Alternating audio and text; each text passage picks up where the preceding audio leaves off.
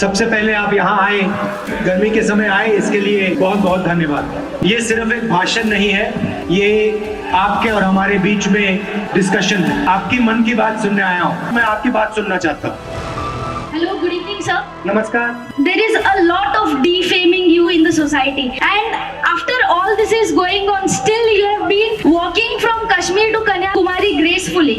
How do you fight this battle which is going on inside you, whereas also you're doing something good for the society and creating a whole new mindset from this project of Bharat Jod? मेरी जिंदगी में मुझे सच्चाई से शक्ति मिलती है। मैं सोचता हूँ कि जितना आदमी सत्य के पास जाता है उतनी शक्ति उसको मिलती है, और इस देश ने मुझे इतना प्यार दिया है कि एक प्रकार से मैं कर्जदार हूँ। उस कर्ज को मैं सच बोल के पूरा करता हूँ। देश का जो सिस्टम है उसको मैं अंदर से समझता हूँ और जानता हूँ, बहुत गहराई से समझता हूँ, और मैं सच बोलता हूँ। तो जो लोग सिस्टम का फायदा उठाते हैं उनको इस बात से डर लगता है, इसीलिए वो मेरे ऊपर आक्रमण करते हैं। मगर जितना वो अटैक करते हैं, जितना आक्रमण करते हैं, उतना मुझे सीखने को मिलता है। जैसे आप नदी में पत्थर देखो, नदी बिल्कुल उसको चमका देती है, वही मेरे साथ किया जा रहा है। डरना नहीं चाहिए। देश डर से नहीं बनता है, देश नफरत से नहीं बनता है, निडरता से, मोहब्बत से बनता है। जो भी नफरत फैलाता है वो देशद्रोही है।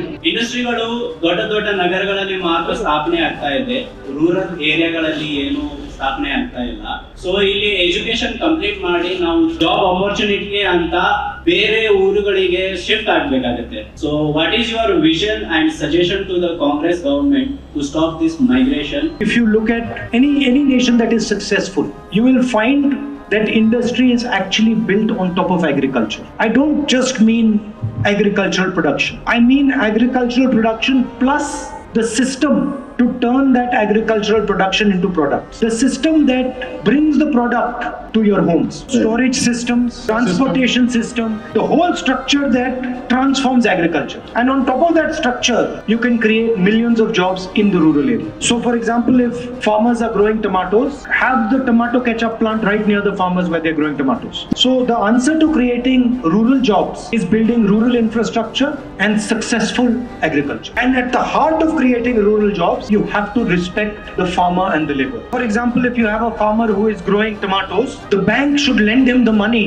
to put up a plant. Currently what is happening is the farmer has no protection. The laborer has no protection. If you remember during UPA, we had forgiven the loans of thousands of farmers in the country. So that is how you can transform the rural economy. मैं एक MBBS graduate हूँ। अभी 2 महीने में मेरा internship भी खत्म हो जाएगा। उसके बाद मुझे PG सीट लेना है, बट 1-2 अटेम्प्ट से मेरा PG क्रैक नहीं हो सकता है क्योंकि PG सीट बहुत कम है। और इस साल 2B कैटेगरी रिजर्वेशन कोटा भी निकाल दिया है, कोर्ट से वो स्टे ऑर्डर में है। हमारा बेनिफिट हमसे छीना जा रहा है। और एक विषय ये है कि सारे इंटर्न्स को स्टाइपेंड नहीं मिल रहा है, सिर्फ गवर्नमेंट कॉलेजेस के लोग ही उनके इंटर्न्स को स्टाइपेंड दे रहे हैं, बट हम प्राइवेट कॉलेज के इंटर्न्स को स्टाइपेंड नहीं मिल रहा है। तो इस विषय पर कांग्रेस क्या एक्शन लेगा सर? हमारी सोच है कि सबको न्याय मिलना चाहिए, फेयरनेस होनी चाहिए, चाहे वो कोई भी हो, किसी भी धर्म का हो, किसी भी जात का हो, कोई भी हो। सबसे पहले अगर हम देश में सबको भागीदारी देना चाहते हैं, सबको आगे ले जाना चाहते हैं, तो हमें ये पता लगाना पड़ेगा कि किसकी आबादी कितनी है। मतलब आदिवासी कितने हैं, दलित कितने हैं, ओबीसी कितने हैं, जनरल कितने हैं, माइनॉरिटी कितने हैं। पहला काम डॉक्टर एक्सरे लेगा, कहेगा कि भैया देखते हैं अंदर क्या है। तो यूपीए के समय हमने ऐसी एक एक्सरे ली थी, उसको हम कास्ट सेंसस कहते हैं। सेंसस के डेटा में पूरा इंफॉर्मेशन है कि हिंदुस्तान में ओबीसी कितने हैं, दलित कितने हैं, जनरल कितने हैं, पूरा का पूरा सेंसस डेटा में है। और मैं प्रधानमंत्री से कह रहा हूँ कि जो हमने सेंसस किया था उसके डेटा को आप पब्लिक कर दीजिए। दूध का दूध, पानी का पानी हो जाएगा, और उसके बाद फिर हम जिसकी जितनी आबादी है उसकी भागीदारी दे सकते हैं। सामाजिक न्याय का पहला कदम ये एक्सरे है, मगर नरेंद्र मोदी इस एक्सरे को पब्लिक करना ही नहीं चाहते। दूसरी बात, ये जो 50% का कैप लगा रखा है रिजर्वेशंस पर, इसको आप हटाइए, इसकी कोई जरूरत नहीं। और अगर आप करने को तैयार नहीं हो तो हम कर देंगे। ಸರ್, ನಮ್ಮ ಭಾರತ ಸಂವಿಧಾನ ತುಂಬಾ ಅಪಾಯದಲ್ಲಿದೆ.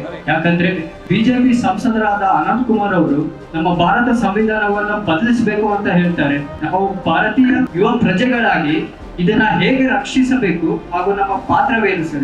It is not just the constitution of India that is under attack. It is all the institutions that protect the constitution. आजादी के बाद कॉन्स्टिट्यूशन आया, हर नागरिक को अधिकार मिला, हर नागरिक की आवाज की इज्जत हुई। बीजेपी के लोग, आरएसएस के लोग इसको खत्म करना चाहते हैं। वो चाहते हैं कि वे एक बार फिर दलितों को, आदिवासियों को, कमजोर लोगों को, पिछड़ों को इस देश का कुछ न मिले, से आपको गुलाम बनाना चाहते हैं। और कांग्रेस पार्टी की लड़ाई उनसे इसी बात पर है। कांग्रेस पार्टी ने देश की जनता के साथ मिलकर कॉन्स्टिट्यूशन दिलवाया है। आप इतिहास देखिए, इतिहास पढ़िए। आरएसएस के लोग कॉन्स्टिट्यूशन के खिलाफ थे, अंग्रेजों के साथ खड़े थे, महाराजाओं के साथ खड़े थे, जनता के साथ नहीं थे।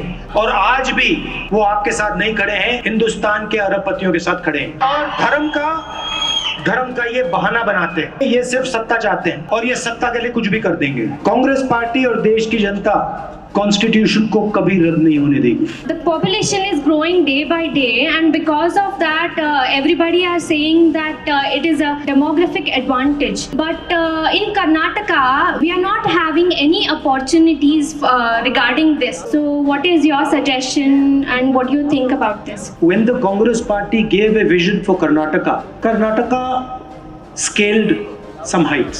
Bangalore is known all over the world. It is because of the vision of the Congress party. If thousands and thousands of youngsters have gone to the United States, set up companies, come back, built software companies in Karnataka, it is because a vision was provided to the state. The problem arises when you do not have a vision and you loot the state the way the BJP has done. The BJP's vision for Karnataka is 40%. How can youngsters in Karnataka hope to succeed? So the bridge that has been built between Karnataka and the rest of the world through Bangalore has to be strengthened. The hatred that the BJP is spreading in Karnataka and the rest of the country is destroying that bridge. The second idea is strengthening Karnataka's small and medium business, making it easy for all of you to get bank loans and start your business. There has to be fairness in who gets the loans. Today, loans only go to the biggest industrialists in the country. That has to change. So that is how I think we can transform this state. So, what is the point of renaming the infrastructure, stadiums, awards, and all? There was an award which was like Rajiv Gandhi Khel Ratna Award, and it has been changed into Major Dhyan Chand Khel Ratna Award. Why is this happening? When somebody doesn't have anything else to do, they change names. I'd like to thank all of you for coming here. I had a very nice afternoon. Thank you for your wisdom. Thank you for your questions. Thank you for your suggestions.